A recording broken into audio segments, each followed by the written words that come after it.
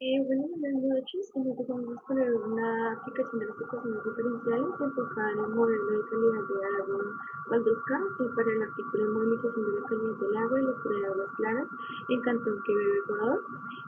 Este artículo fue publicado en la revista DINIS por la Universidad Nacional de Colombia. Mi grupo está conformado por Luis David Marcelo, Laura Campos y quien nos habla Angie Rivera para la docente Adriana Chimino. Bueno, con respecto a los temas que vamos a tratar durante la exposición, como podemos ver en la tabla de contenido, vamos a partir de una introducción al modelo cual 2K, luego vamos a hacer un resumen e introducción al artículo, posteriormente vamos a hacer una presentación de las ecuaciones diferenciales que se tengan en cuenta en el artículo, vamos a tocar la importancia de esas ecuaciones diferenciales en la modelación y finalmente vamos a hacer unas conclusiones. Bueno, para iniciar, quiero partir de una frase que define la función de un modelo y es que un modelo es el resultado de un proceso de abstracción que ayuda a comprender y razonar sobre una realidad. ¿Esto qué quiere decir? Que básicamente un modelo es la representación aproximada de las condiciones asociadas a un área de estudio en particular. Y bueno, ya partiendo de esto, quiero brindarles una introducción al modelo Cual 2K. Bueno, el modelo Cual 2K es un modelo de calidad de agua para ríos o corrientes de agua diseñado por la Environmental Protection Agency, que por sus siglas se conoce como la EPA. Este modelo se basa en ecuaciones diferenciales para sistemas unidimensionales y un flujo de estado estacionario. Se considera pues una modernización del modelo Cual 2C, que pues también fue desarrollado por la EPA. Trabaja con Excel, un lenguaje VBA, con un archivo pues Fortran que contiene la programación de los cálculos numéricos.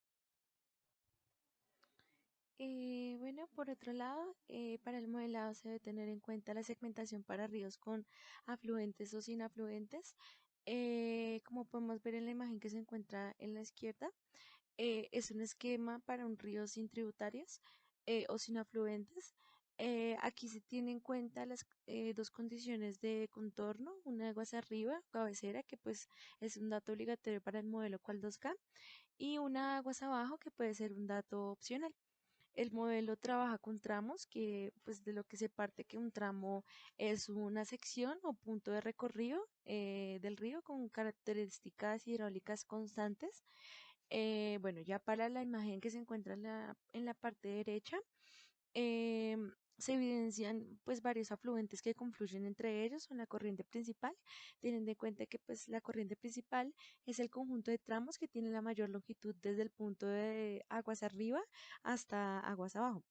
En este esquema es importante tener en cuenta los conceptos de segmento y elemento, en donde pues un segmento es un conjunto de tramos o ridge que pues representan una rama del sistema y un elemento es es una unidad de cálculo fundamental de modelo que consiste en una subdivisión de igual longitud de un tramo. Esta imagen, esta la podemos ver representada en la imagen que se encuentra en la parte de abajo del esquema para un río con tributarios.